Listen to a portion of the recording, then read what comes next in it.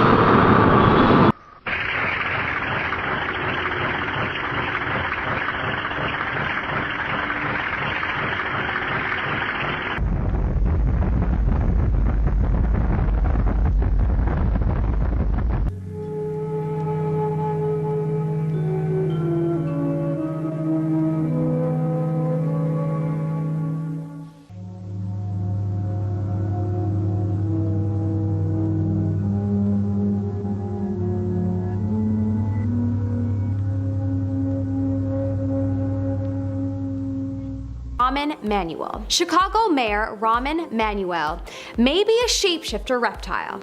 I'll let you decide. In September 2012, during a press conference, viewers noticed that his eyes seemed to transform into, well, I'm not quite sure I know how to describe this because it's terrifying.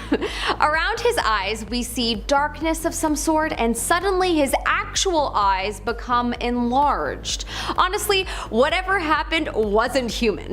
Did he reveal himself as a shapeshifter reptile? I'm thinking yes. If you're enjoying this video so far, smash that like button as it'll really help us out. In our number 9 spot, we have Timothy Geithner. Former secretary to the treasurer, Timothy Geithner, has been accused of being a shapeshifter. Why?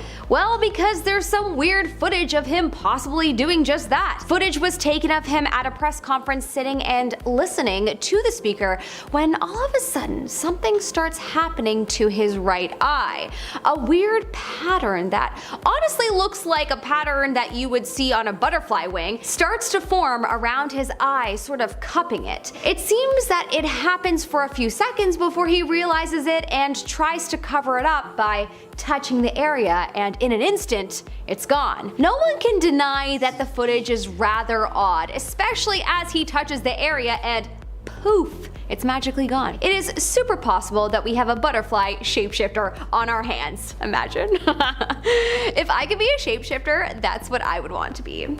Something with wings. Probably a fairy. That would be great. In our number 8 spot, we have US General David Petraeus. On June 15, 2010, the US General David Petraeus appeared to faint during a conference, but at one point though, his face appeared to be, well, not human. The footage of this one does appear to be a tad blurry, but it does seem like something has happened to his face. His face looks like it's, deformed, and the person that was looking at him and talking before he fainted did look a tad scared, but it could have been because he could see something was wrong. So there's that. But also, at one point, somebody stood up and conveniently blocked the camera from seeing him, so that's sus. But honestly, the footage for this one is too blurry for me to say, yeah, probs are reptiles. But the people that filmed it and shared it definitely said that they saw something that day and it did not look human. In our number 7 spot, we have Lady Gaga. Okay, Lady Gaga is an interesting one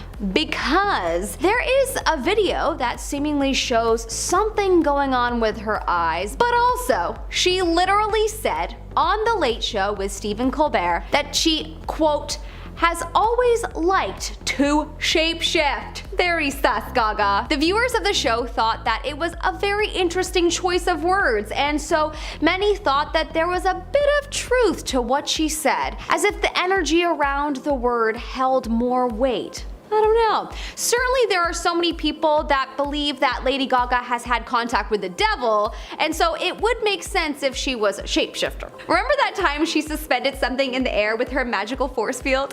Okay, but for real, is she a magical devil-like being? or a shapeshifter? Would love to know your vote in the comment section below. In our number 6 spot, we have Meghan Markle. Meghan Markle, actress turned literal princess when she married Prince Harry, has had quite some speculation around her over being a robot. Now, I've heard many things, including reptilian, and some people believe something has just, replaced her. But the robot shapeshifter is an interesting theory. It started when a clip went viral over Harry and Meghan wearing masks to promote Madame Tussauds new Harry and Meghan edition. But what made everyone feel the creeps is not just the fact that their facial expressions are unsettling, but also because Meghan is not blinking. Terrifying. Whereas Harry apparently was. Anyways, I think that this got everyone to start theorizing that even though this is a mask, she may actually be a shapeshifter robot, and you know what? I don't blame them. We're probs living in iRobot and don't even know it. In our number 5 spot, we have President Bush. Now, this is a clip of Papa Bush, the 41st president of the US, speaking in an interview, and his eyes seem to change. For those of you who don't live in North America, there is a George Bush Sr. and Jr., and they both became president of the US. Anyways, this clip is of George Sr., aka Papa Bush, and most people are in agreement that he is absolutely a reptilian. I mean, at this point, I'm starting to be convinced that all the politicians are, but who knows?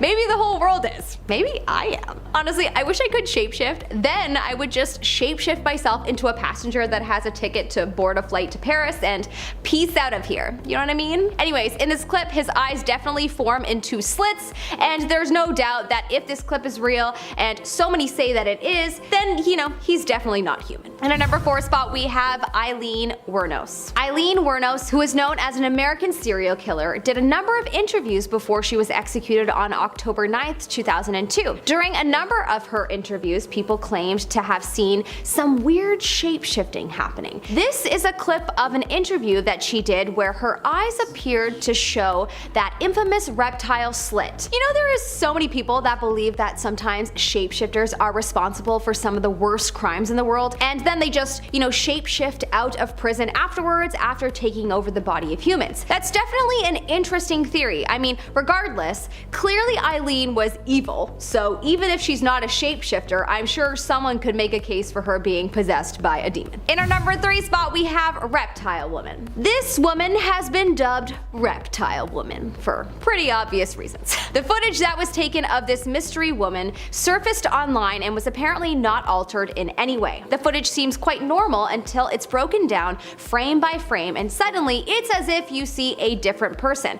Her hands look different, her back, her face, and her eyes. It's fascinating.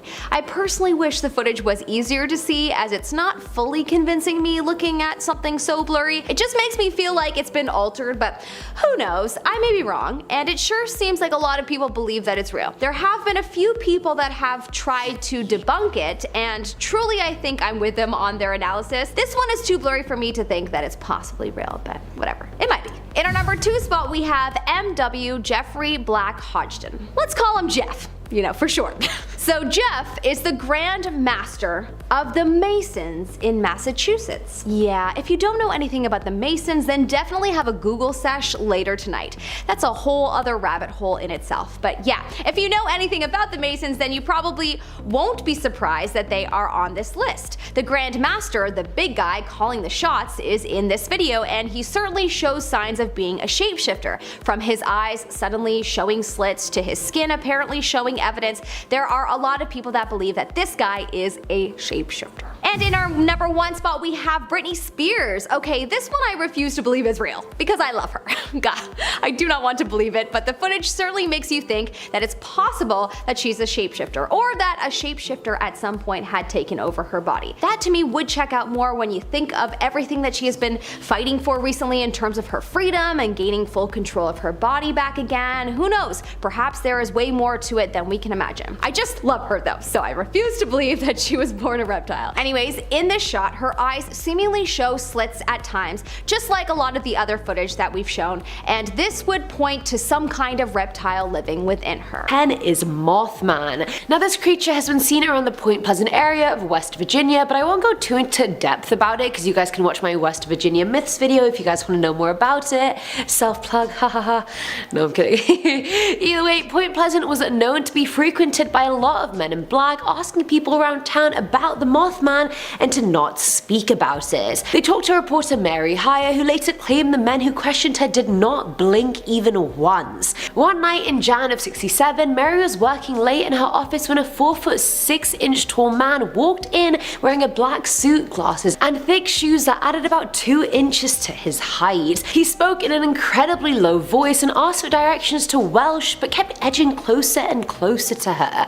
Again, he never blinked and picked up a ballpoint pen off her desk like he had never seen such a contraption in his life. He then grabbed it, laughed out loud quite hard, and then ran out of the building. No one saw him come in or out except Mary.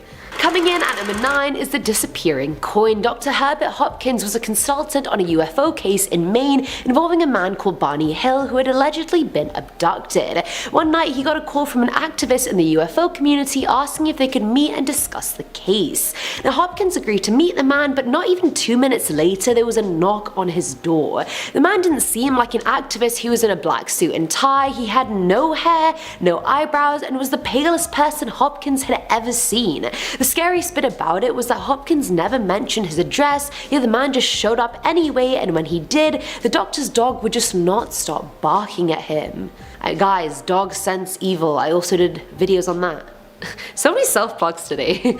The man asked him about the case and afterwards told him he had 2 coins in his pocket and told Herbert to take one out. He did that and the agent told him to watch the coin. It began to take on a silvery appearance and then started going out of focus and then fading away till it vanished completely. The agent stared at Hopkins for a while and said the coin would never be seen on Earth again, and then inquired what all he knew about Barney Hill. Freaked out, Hopkins said he thought Hill died before the abduction took place, and the agent told him he was right and that Hill didn't have a heart, much like him not having a coin. Whatever the hell that meant. Probably trying to be poetic, but I don't get it. He then advised Hopkins to destroy all information he had on the case, and Hopkins listened and burnt all of it. Afterwards, he was experiencing a lot of phone troubles, and his company said his line had been tampered with, and he immediately knew that they had tapped his line. He never saw the man again. At number 8, we have the collision. Back in 1967, Robert Richardson went for a drive during which he claimed he collided with a UFO. On impact, the spacecraft vanished completely, yet Richard managed to find a small lump of metal on the road and take it home. What happened to your car, Richard? How did you even get home? There's just some, loose ends that are just not really making sense, right? Either way, a week later, 2 men in black showed up at his doorstep asking for the piece of metal he had taken from the scene. And he hadn't told anyone about the piece of metal, so how did those random men even know about it, let alone where he lived? He then told them he had already given it to authorities for testing, and they replied saying they were going to hurt and threaten his wife, saying, if you want your wife to stay as pretty as she is, then you'd better get the metal back. He never saw them again. But also, what the hell happened with the testing? Did they find anything? So many loose ends, Richard. So many loose ends. Filling at number 7 slot is the third party. This one comes from Redditor Chronic Cyclist, who said there was this guy in England that was recruited to work for a special department of the Royal Air Force. They specialized in cleaning up after aliens had visited Earth, and one day on the job the man decided to take some photos, because Pixar didn't happen, right? He ended up getting in touch with a third party person that was into these encounters, but the photos were given to the police, supposedly the men in black, in disguise, and then they were lost. Both men involved ended up getting arrested, and the third party guy had his house suspiciously burnt down. Either way, the guy who took the photos had copies in a storage box and agreed to have them released after he died. I haven't seen these photos, so clearly the man's still alive. I don't know why I sound salty about that. Live your life. I'll wait. I'm patient. Now at number 6 is the camera footage. This was a legit camera footage of men in black in a Canadian hotel. The 2 men showed up asking questions about one of the employees. The employee claimed they had recently seen a UFO and told all their friends about it, and boom, in the next couple of days, the men in black just show up to his workplace. Thankfully, that day the employee in question wasn't at work, so they dodged a major bullet. But similar to Dr. Hopkins' case, the staff described the men as having no hair on their head or face, perhaps disguising it with a wig, and having weirdly hypnotizing eyes. The eyes are interesting because in the movie, the agents use memory erasing neuralizers, but maybe in real life they just use their eyes. I don't know, it'd be a lot more convenient than carrying that thing around, that's for damn sure. The outfits were also really questionable. The black suits just fit weirdly, like they were trying so hard to be normal and fit in, but something was just very off. They looked like mafia bosses from a noir movie, if I'm honest. I saw the footage, I did. They stuck around asking the employees some more questions about conspiracies and then left.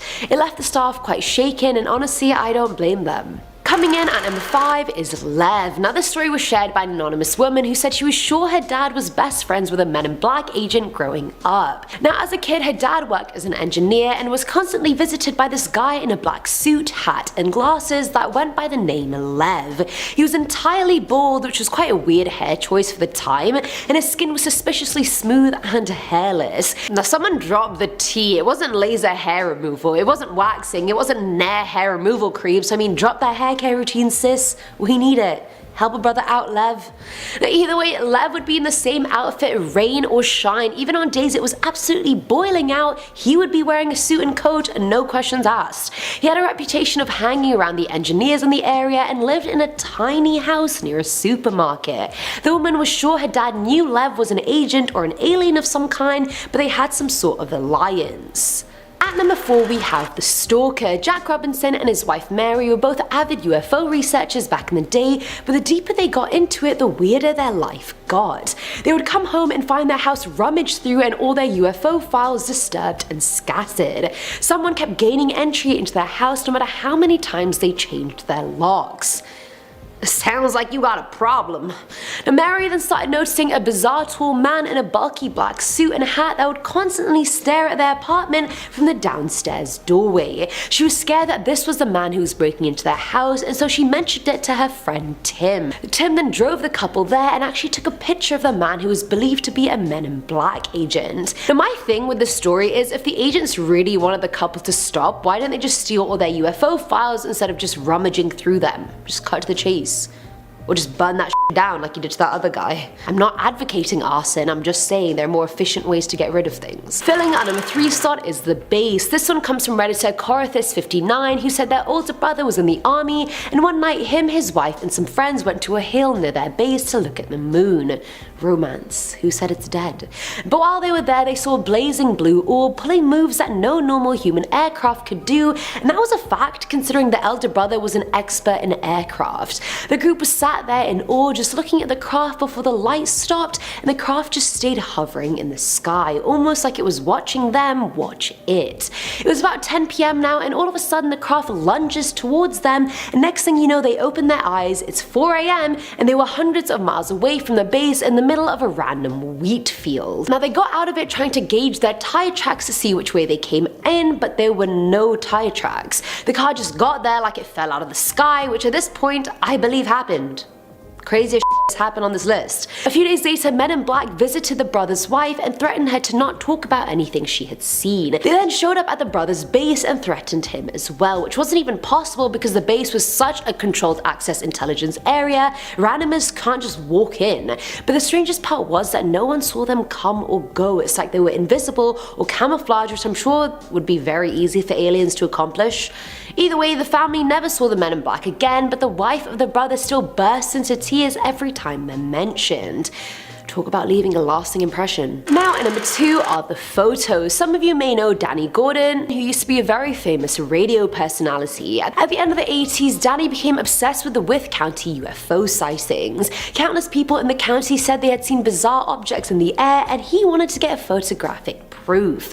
There was even one time a full school bus of kids saw UFOs going over a shopping mall as he quickly ran to take photos. And these photos were at very close range, and they proved the crafts weren't man-made and they weren't from this earth.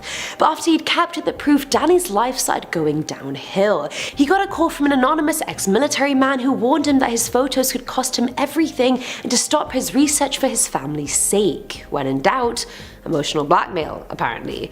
A few days later, 2 men in black showed up at his house claiming they were journalists at a magazine and wanted to interview him.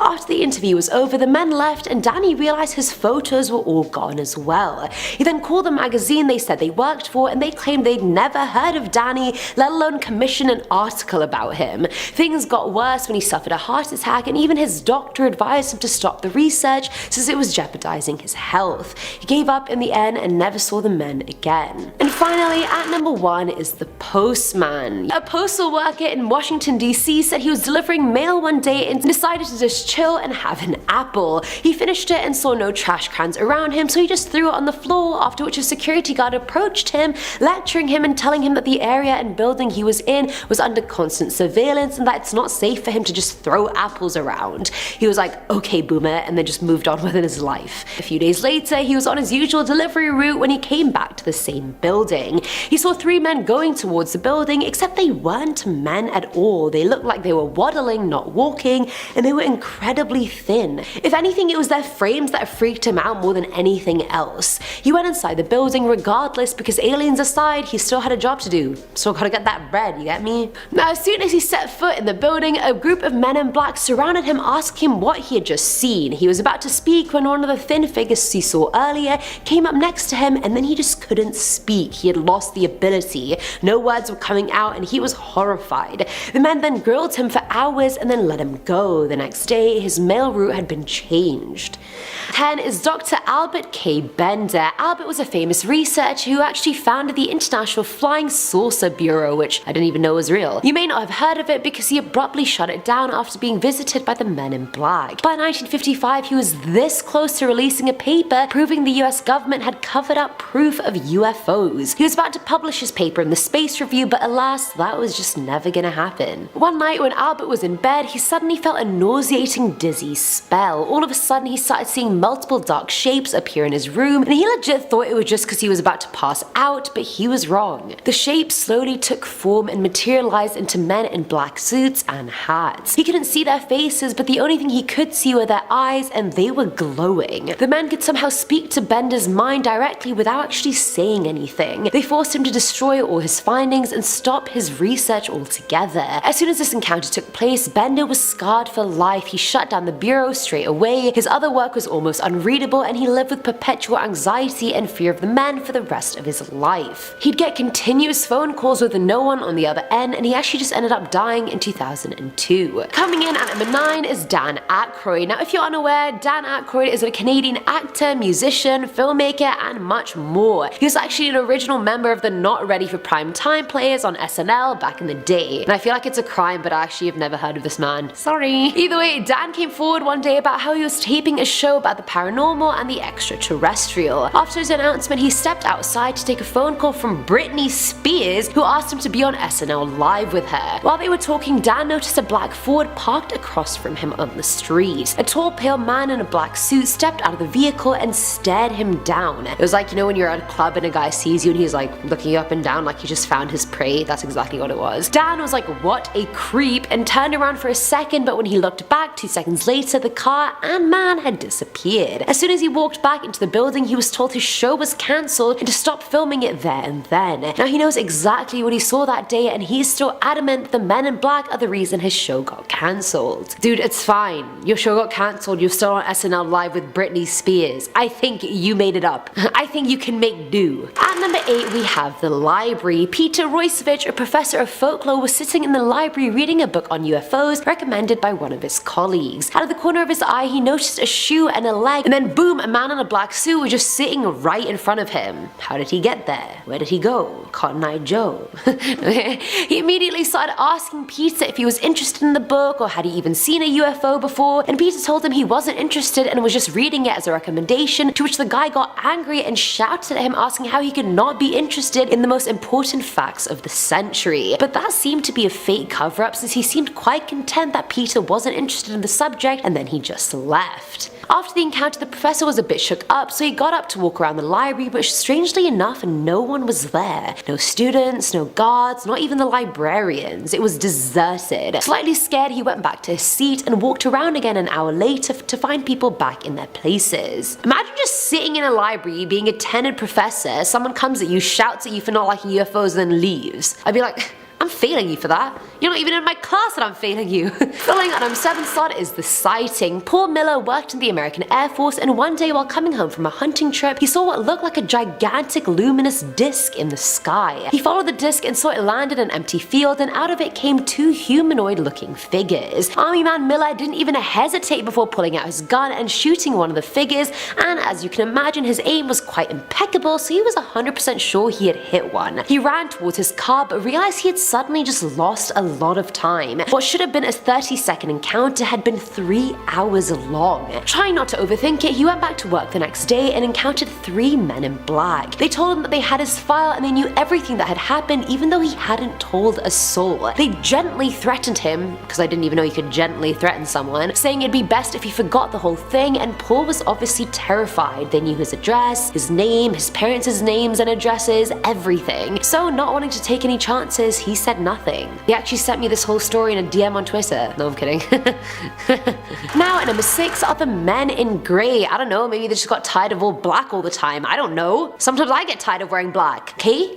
Let them wear grey. Either way, this story comes from William Shearer, who lived in Essex, England at the time. He said he had once witnessed a UFO in the sky, and a few days later, 2 men in grey suits who he'd never met before just randomly showed up at his house. One stayed in the car whilst the other sat grilling William about what he had seen. But he didn't seem to care about what he said. He seemed more concerned about gaining permission to enter his house somehow. I actually hate that. You know when you're talking to someone and you know they don't give a shit about what you're saying, and I'm just like, why am I still talking? And then you have to somehow just let the conversation end. Either way, what's weird was his voice was super odd. It was expressionless, flat, and his skin was extremely pale. Obviously, William did not let them into his house, but he would not get off that easy. The men told him they'd be back, and soon after they visited him at work. They told him they just wanted to talk to him about the UFO and asked to come in again, and again William refused, after which they both just disappeared into thin air. He never encountered them again, but he low-key thinks they tapped his phone, and William, they probably did. Coming in at number 5 is Larry. So this one was shared by a man named Larry, and yes, that's actually literally all I know about him, that his name's Larry. Either way, Larry was working the night shift at his job when he started falling asleep. As soon as he was drifting, he was contacted telepathically by some presence or entity. The entity communicated that it wasn't from Earth, but gave him no other information. Being a skeptic, Larry was like, nah, and asked for some sort of proof of his existence, and the entity agreed that it would show up when Larry was chilling with his best friend. Months went by, but he couldn't stop thinking about the interaction. Eventually, he caught up with his best friend at an Independence Day celebration, and while they were eating, a black van pulled up. You already know shit's going down if a black van pulls up. 2 men in black suits came out, followed by 2 more, but the bizarre thing was that they weren't shaped like humans. They all sat near Larry's table, stared at Larry for a few minutes, and then just got up and left. That was it. The entity was probably like, I told you I was real. I am real. Peace. Deuces. Larry's like, what was that? Months of not being able to sleep for that. Either way, at number 4 is Frederick Holiday. Growing up, I think we all thought there was some sort of massive snake-like monster in Loch Ness, an ancient dinosaur, a mythical creature that was actually real. I don't know, whatever made our young hearts happy. I don't know. Your mom. No, I'm kidding. Frederick Holiday was known for his passion for cryptozoology and dedicated years of his life looking for evidence of life in Loch Ness. One day while investigating, Holiday looked towards a hill by the lake and saw a man in a black suit. Enter our brooding agent. Holiday thought it was just a random person given how much of a popular tourist spot it was, but he was slightly creeped out by the fact this man seemed to be staring straight at him despite being so far away. Frederick felt this malevolence and evil come off him that somehow reached him. Before he had a chance to remove himself from the situation, he heard a bizarre sound and the man just disappeared into thin air. He never saw him again, but a year later he went back to the lake for some more studies and ended up having a heart attack. The weirdest part? He died passing over the exact same spot the agent had been standing a year prior. And I feel like that very much was no coincidence. Filling at number 3 slot are Code 9 and 10. During the 60s, photographer Jim Templeton took a picture of his daughter near Burla Marsh. Now, I'm not gonna lie, it is a cute picture of her despite the astronaut looking figure right behind her head, so let's talk about that. The next day, while he was at work, two men showed up claiming they worked for the government. They wouldn't tell Jim anything about themselves or what department they worked for, they just told them one was called Code 9 and the other was called Code 10. Alright, I don't know why that just reminded me of Codename Kids Next Door. Either way, their badges didn't even indicate any particular government agency that he had heard of, but he still agreed to get in their car and drive back to the marsh. There, the men asked him how the weather was the day the picture was taken, how the animals were reacting, and he said they were huddled together as if they were scared of something. After saying that, the men became extremely hostile, claiming he was lying. How do you even get home from being in a random marsh?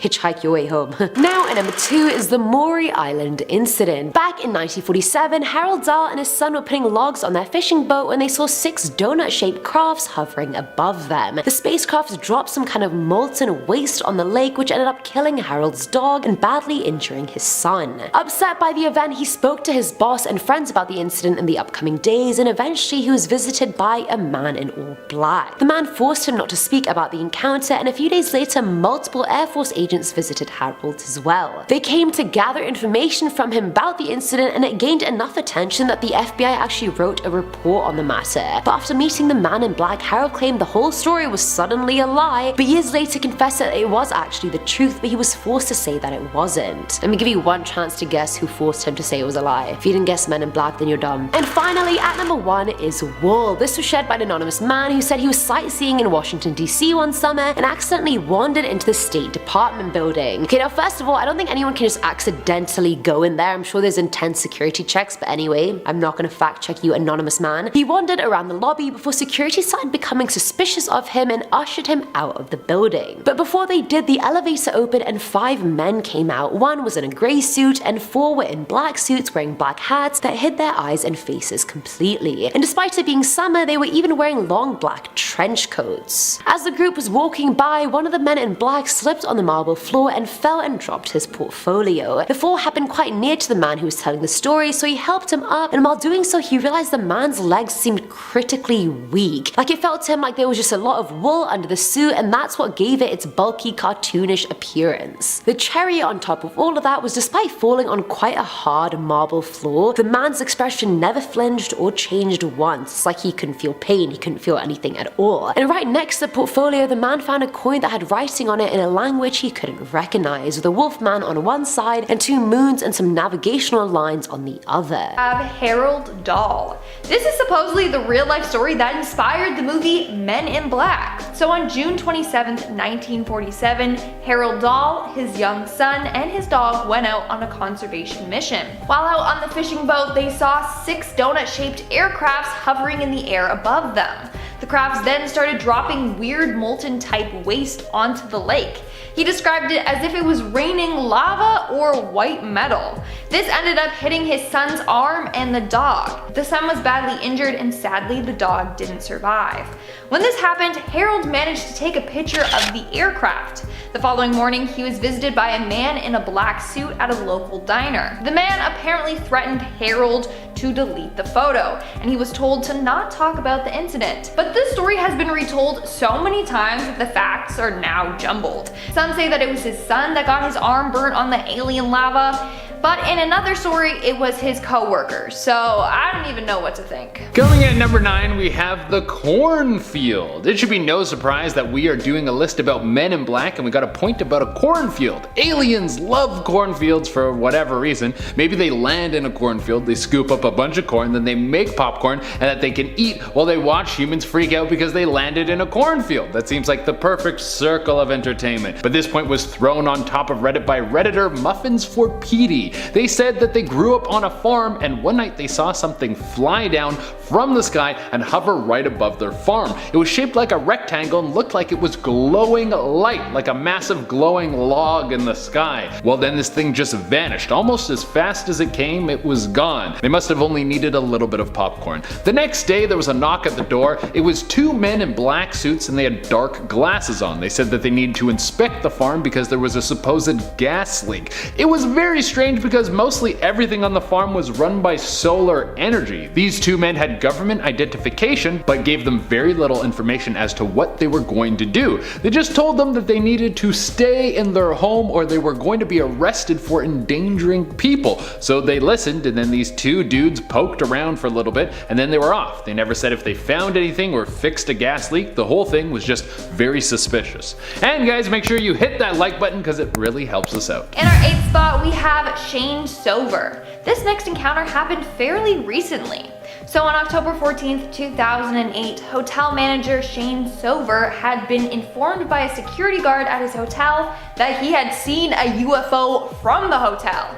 2 weeks later, hotel staff were panicked when two strange men entered the hotel in search of Shane and the security guard. Shane, wanting to see who these men were, checked the security footage. And sure enough, two men in black suits wearing a hat could be seen wandering the hotel. The men didn't have any hair and looked fairly strange.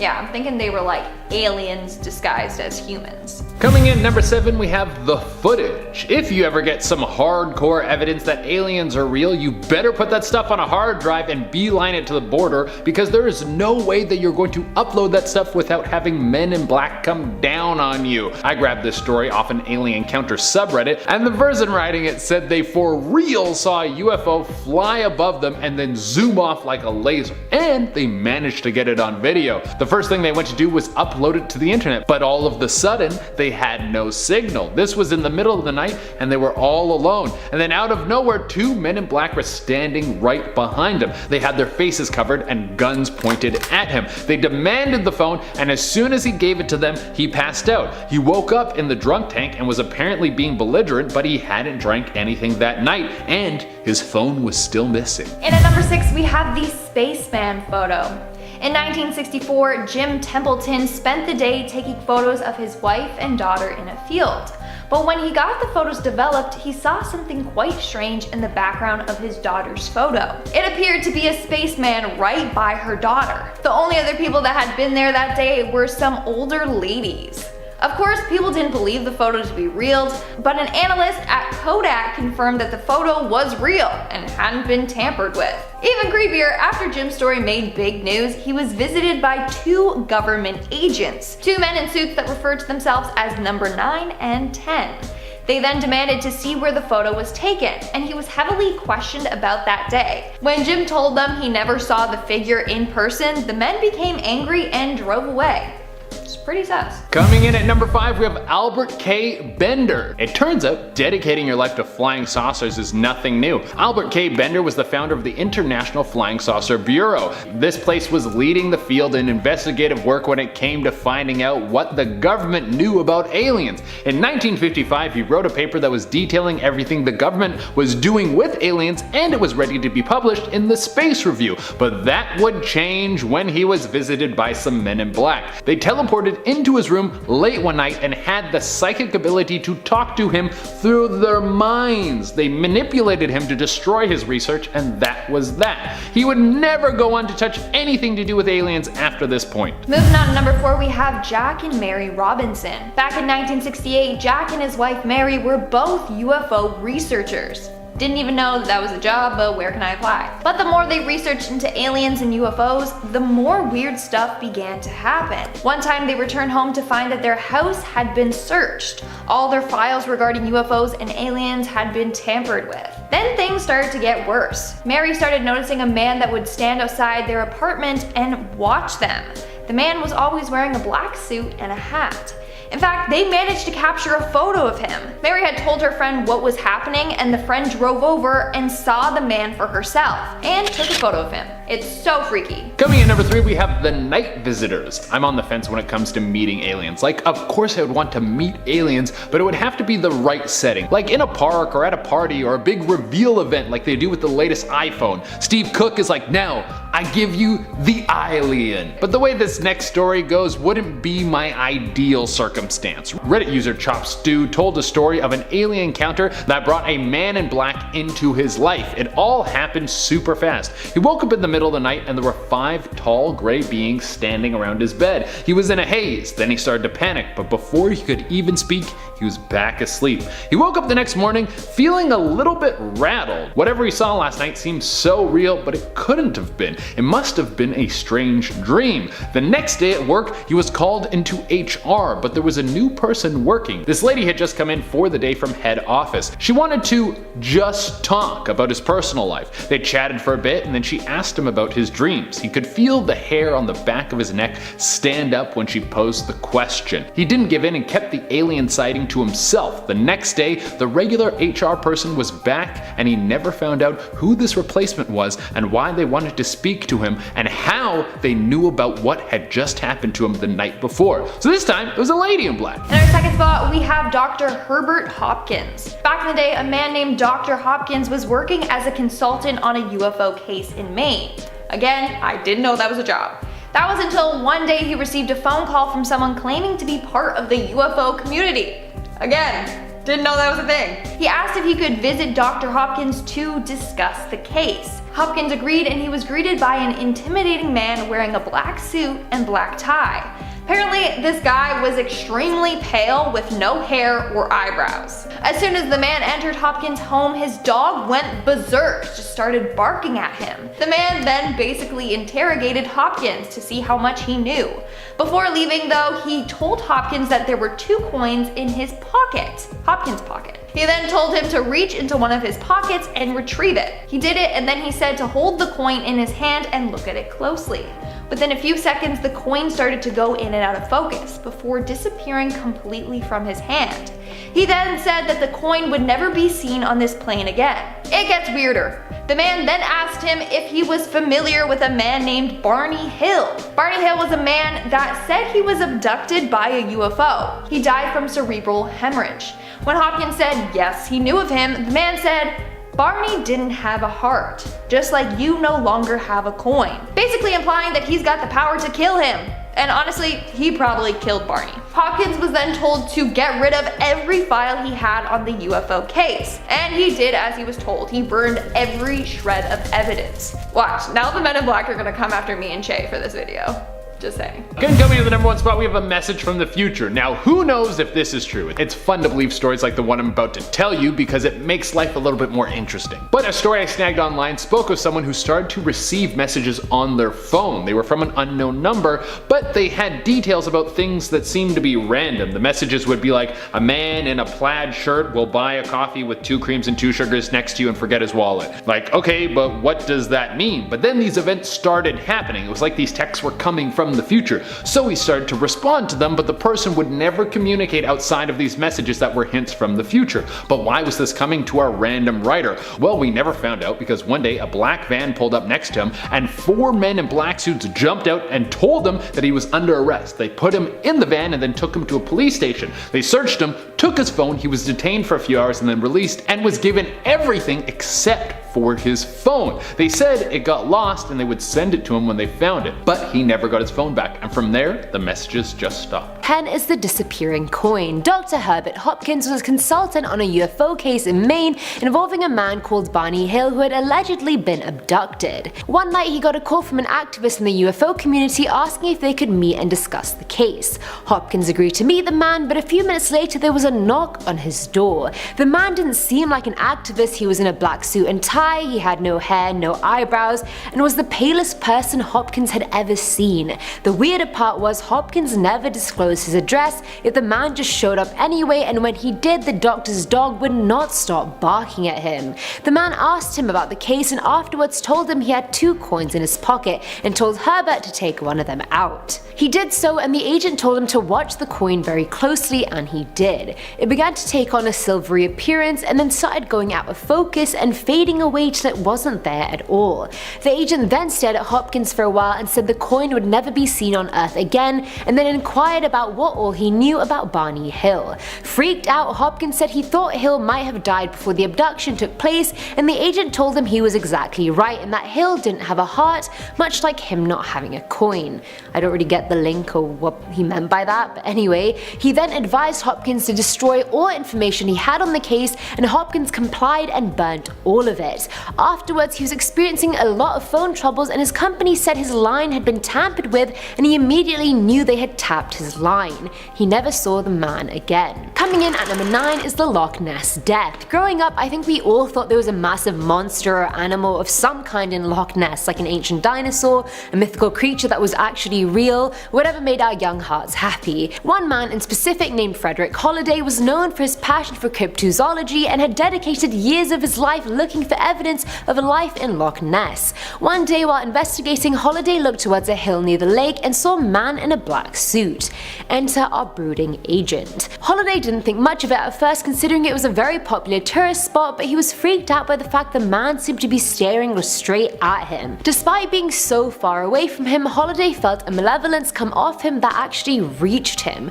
Before he had a chance to remove himself from the situation, he heard a strange sound and the man just disappeared into thin air. He never saw the man again, but a year later he went back to Loch Ness for more studies and ended up having a heart attack. The weirdest part? He died passing over the exact same spot the agent had been standing in a year prior, and I feel like that was very much not a coincidence at all. At number 8 we have the dizzy spell. Dr. Albert K. Bender was a famous researcher who founded the International Flying Saucer Bureau, and you may have not heard of it because he abruptly shut it down after being visited by the Men in Black.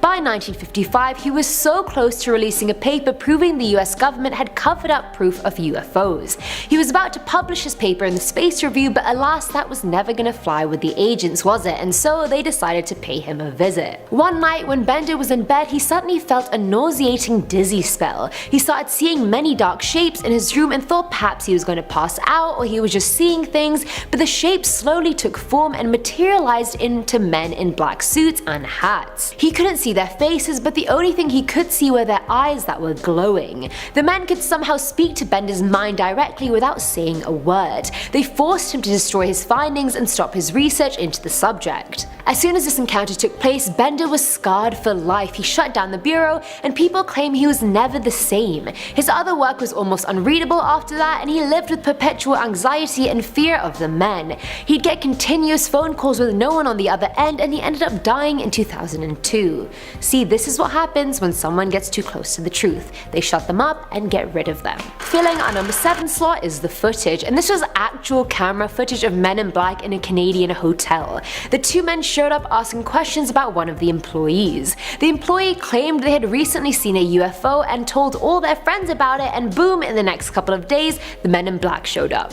I mean, efficient, they work fast, I'll give them that. Thankfully, that day the employee in question wasn't at work, so they dodged a bullet. But similar to Dr. Hopkins' case, the staff described the men as having no hair on their head or face, and perhaps disguising it with a wig maybe, and having weirdly hypnotizing eyes. The eyes are quite interesting because in the movie, the agents use memory erasing neuralizers, but maybe in real life they just use their eyes. And honestly, that'd be a lot more convenient than carrying out whatever a neuralizer is, that's for sure. Their outfits were also really questionable. The black suits just fit weirdly. It's like they were trying so hard to be normal and fit in, but something was just wrong. They looked like mafia bosses from a noir movie, honestly. They stuck around asking the employees more questions about theories they might have had, and then they left. It left the staff quite shaken, and I honestly don't blame them. Now at number 6 is wool. This story was from an anonymous man who said he was sightseeing in Washington DC one summer and accidentally wandered into the State Department building. First of all, I don't think anyone can just accidentally go in there. I'm sure there's intense security checks, but anyway, he went through the lobby for a while before security started becoming suspicious of him and ushered him out. But before they did, the elevator opened and 5 men came out, 2 in grey suits who seemed otherwise unremarkable remarkable, and 3 in black suits wearing black hats that obscured their eyes and faces completely. They were even wearing long black trench coats despite it being the middle of the summer and boiling. As the group was walking by, one of the men in black slipped on the marble floor and fell, dropping his portfolio while he did so. Falling down, that's quite unbecoming of a man in black, but okay. The fall happened quite near to the man who was being ushered out, so he helped him up, and while doing so realized the man's legs seemed critically weak. It felt to him like there was just a lot of wool under the suit, and that's what gave its bulky, cartoonish appearance. The cherry on top was, despite falling on quite a hard marble floor, the man's expression never flinched or changed once. No pain, no feeling, nothing. And right next to the portfolio, the man found a coin that had writing on it in a language he couldn't recognize, with a wolfman on one side and 2 moons and some navigational lines on the other. Coming in at number 5 is the stalker. Jack Robinson and his wife Mary were both avid UFO researchers way back when, but the deeper they got, the weirder their life got. They would come home and find their house rummaged through and all their UFO files disturbed and disrupted. Someone kept gaining entry into their house no matter how many times they changed their locks. Mary then started noticing a bizarre tall man in a bulky black suit and hat that would consistently stare at their apartment from the doorway. She was scared that that man was the one breaking into their house, so she mentioned it to her friend Tim. Tim drove them both there and actually took a picture of the man who was believed to be a Men in Black agent. My only thing with this story is if the agents really wanted the couple to stop, why didn't they just steal all their UFO files instead of just rummaging through them? Just cut to the chase. At number 4 are the photos. Some of you may know of Danny Gordon, who used to be a very famous radio personality. Towards the end of the 80s, Danny became obsessed with the Wythe County UFO sightings. Countless people in the county said they had seen bizarre objects in the sky, and he wanted to get photographic proof. There was even one time a full school bus of kids saw UFOs going over a shopping mall as he quickly took the photos. And those photos were at a very close range, and they proved the crafts weren't man-made, they weren't from this earth. But after he had captured the proof, Danny's life started going downhill. He got a call from an anonymous ex-military man who warned him that his photos could cost him everything and to stop research for his family's sake. When in doubt, emotional blackmail is the way to go, apparently. Either way, it didn't end there. A few days later, 2 men in black showed up at his house claiming they were journalists at a magazine and wanted to interview him about the pictures. After the interview was over, the men left and Danny realized his photos were all gone as well. He then called the magazine they said they worked for, and they claimed they'd never heard of Danny, let alone commissioned an article about him. Things got even worse when he suffered a heart attack, and even his doctor advised him to stop the research since it was jeopardizing his health. He gave up in the end and never saw the men again. Filling our number 3 slot is the mailman. A postal worker in Washington DC said he was delivering mail one day and decided to chill for a bit and have an apple. He finished it and saw no trash cans around and decided to just throw it on the ground, and after which a security guard approached him, lecturing him and telling him that the area and building he's in is under constant surveillance all the time and that it's not safe for him to do that. First of all, say no to littering, never litter, ever. He thought about what the security guard said, but not too much, and just went on his way. A few days later, he was on his usual delivery run when he came back to the same building. He saw 3 men going towards the building, except they weren't men at all. They looked like they were waddling, not walking, and they were impossibly thin. And it was their frames that freaked him out more than anything else. He went inside the building regardless, because aliens aside, he still had to do his job. As soon as he stepped foot into the building, a group of men in black surrounded him, asking him what he had just seen. He was about to speak when one of the thin figures he saw earlier came up next to him, and then he really couldn't speak even if he wanted to. He was horrified. The men grilled him for hours and hours and then let him go, and the next day his mail route had anonymously been changed. Now at number 2 is the bullet. Paul Miller worked in the American Air Force, and one day whilst returning home from a hunting trip, he witnessed a gigantic luminous disc in the sky. He followed the path of the disc and saw it land in an empty field, and out of it came 2 humanoid looking figures. A trained army man, Miller didn't even hesitate to pull out his gun and shoot one. His aim was almost impeccable, and he was sure he had hit one of them. He quickly ran towards his car, but realized he had suddenly lost time. What should have been 30 seconds getting to his car had been 3 hours. Trying not to overthink it, he went back to work the next day and encountered 3 men in black. They said they had his file and that they knew everything even though he hadn't told anyone about what happened. They gently threatened him, saying it'd be best if he forgot the whole thing, and Miller was terrified. They knew his address, his name, his parents' address, everything, so not wanting to take any chances, he said nothing. And finally, at number 1 is the base. This was from Redditor Karathis59, who said their older brother was in the army, and one night him, his wife, and some friends went to a hill near their base to look at the moon. Quite a romantic idea, I must say. They probably didn't know what was about to happen to them.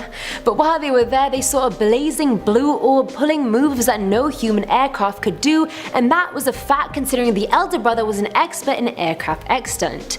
The group was sat there in awe just looking at the craft before the lights stopped, and the craft just stayed hovering in the sky, almost like it was watching them watch it. This was happening at about 10 PM now, and all of a sudden the craft lunged towards them, and the next thing you know, they opened their eyes and it was 4 AM and they were hundreds of miles away from the base in the middle of a random wheat field. They got out trying to gauge their tire tracks to see which way they came from, but there were no tracks. The car just got there like it fell out of the sky, which at this point I believe happened. A few days later, Men in Black visited the brother's wife and threatened her to not talk about anything she'd seen. They then showed up at the base for the brother and threatened him as well, which wasn't even possible because the base was in a controlled access intelligence area and randomers can't just walk in. But the strangest part was that no one saw them come and go other than the brother. It's like they were invisible or camouflage, which I'm sure would be very easy for aliens to accomplish, so that's probably what happened. Either way, the family never saw the Men in Black again, but the wife of the brother still bursts into tears every time they're mentioned. Talk about leaving a lasting impression. UFO spotting in Washington. 2 harbor patrolmen in the Washington state named Harold H. Dahl and Fred L. Chrisman spotted a UFO over the water of Puget Sound, Washington. It was 1947, and after this incident, they were approached by a man dressed in black that forcefully advised them to not discuss the incident further. This was one of the first sightings of the Men in Black. The men were described as being extremely mysterious, never looking the patrolman in the eyes. Ooh, probably to cover up their reptile eyes, am I right? In our number 9 spot, we have the Stargazer. A young man by the name of Harry lived in the country on a farm and was fascinated by the stars. He was given a telescope for Christmas one year, and he would look up at the stars and study them every night. One night, he spotted something in the sky like nothing he had ever seen before. It was a triangle, metal-looking object flying in the sky. He thought that it had to be a UFO. He ran inside to call his friend and tell him about it, and after he got off the telephone, he heard a knock on his door. He opened it to see 3 men dressed in black from head to toe. There was something a bit weird about them though. They all kind of looked alike, and their noses were almost non-existent. Before Harry could speak, they were telling him to forget what he had seen and never speak of it again. They also subtly threatened his family and his future if he spoke about it. Terrified, he vowed not to. He eventually decided to share his story online because technically he wouldn't be speaking about it. Upon years of reflection, Harry believes that he met some kind of alien. In our number 8 spot, we have the President's Men in Black. In 2012, it was discovered that President Obama of the USA had a few men in black working for him that could have very well been from another world. Footage was discovered of his security at the US-Israel Policy Conference, and they were looking rather alien-like. From the front, completely normal. From the back, we see a bald man with no ears and a pointy chin. His nose looks short and rounded, and his eyes appear to be dark and sunken in. Do you think there were possibly alien Men in Black guards guarding the president that day? It's definitely possible. In our number 7 spot, we have the Fire Watch sighting. A man named Gabe was working a shift at a fire watch tower in the woods when he saw a black SUV pull up in the wee hours of the morning. A few minutes later, the sound of a firearm went off. The next thing he knew, there was a knock on his tower and 2 large men in black were waiting behind the door. He opened the door and they immediately questioned him, asking him to reveal what he saw. He said he saw nothing, and after a moment they appeared to believe him. They told him to never speak of this experience to anyone. Looking back, he definitely thinks he met one of the Men in Black. Originally, he chalked these men up to some kind of gang, but now he definitely thinks that those two men were the Men in Black. In our number 6 spot, we have the UFO researcher. In 1976, Dr. Herbert Hopkins, who is a UFO researcher, got a call from someone who claimed to be a rep from a New Jersey UFO organization. The man asked if Hopkins was alone and if Hopkins would be willing to share his research. Hopkins said sure and began sharing with him. Once he hung up the phone, a man was at his doorstep. He described the man as being bald, without eyebrows, wearing a neatly tailored black suit. He had red lips and pale white skin. The man took out a coin and told Hopkins to watch it. It started to develop a silver color instead of copper, and then the silver became bluish and the penny was getting quite fuzzy, out of focus, blurred, and then it was simply gone. Apparently after this incident, he was instructed to destroy all of his research. In our number 5 spot, we have the Dan Aykroyd story. This story is wild to me because I have literally had the thought, why doesn't the dad from Crossroads barely work anymore? Did Hollywood cast him out? I've literally just thought about this last week. Well, that honestly might be the case, and I certainly wonder about that after hearing about how he shared this story with people online. So 20 years ago, in 2002, 20 years ago, wow, Dan was creating a series called Out There for the Sci-Fi Channel, and it talked about UFOs, alien abductions, crop circles, and all kinds of extraterrestrial research. One day he was in the middle of doing some interviews when he went outside between 42nd and 8th Street in New York for a break, and he went on a phone call with Britney Spears, funny enough, talking to him about their new movie, when he looked out at the street and saw a long black SUV and two guys in black outside of it. One was very tall and they were just glaring at him. He turned away for a second, and when he looked back, they were gone. He has gone on record to say that he knows what he saw, and there was absolutely no way that they could have turned on that street because he would have seen them. They disappeared as if they had some kind of cloaking device. He found out that his show was canceled later that day. In our number 4 spot, we have the Niagara Hotel. A manager of a hotel in Niagara by the name of Sovar and his security guard reported seeing a triangular UFO outside their building. A group called the Aerial Phenomena Investigations Team reported the incident with the two men's consent. A few weeks later, two tall men in black suits came into the hotel and spoke with Sovar and the security guard. They freaked out the employees allegedly as they had identical faces, no eyebrows or eyelashes, and were very pale. These two men were caught on surveillance for the hotel, and that footage definitely makes me feel very nervous. A small part of me wants to go to Niagara and ask every hotel about this incident and just, find out which hotel it is. In our number 3 spot, we have the library. Apparently a professor by the name of Peter Rojewitz claimed that he once was reading a UFO book in the library when all of a sudden a strange pale man wearing all black sat down next to him. The man suddenly began talking to the professor and asked him questions about flying saucers and his opinion on them. Peter said that he wasn't super interested in them. The man became very agitated by this. He eventually left, and the professor felt super uncomfortable. Upon reflection, he is sure that he met a Man in Black official. In our number 2 spot, we have the disc. A man by the name of Paul Miller experienced something so crazy one day when he was coming home from a hunting trip. He looked up and saw a luminous disc in the sky. The disc landed in a field and two humanoids left the craft. Paul had a weapon on him, and so he fired at the beings as he ran away, and he believes that he managed to hurt one of them. As he was running away from the scene, in a blink of a moment, he realized that he had lost time. It was suddenly 3 hours later than when he first saw the aircraft. He shrugged it off and went back to work as normal the next day. But when he got to work, 3 men in black suits approached him. He was informed that they had his file. He hadn't even told anyone about what he experienced, but these men said they knew all about it. They told him that it was best he forget about what happened. Yikes. In our number 1 spot, we have the photograph. A man by the name of Jim Templeton took a nice photo of his daughter holding some flowers, and when he got it developed, he discovered something else in the photo that was not there when he took it. A sort of white spaceman. how could this be? He took it to Kodak and they authenticated it, and from there, his story went public.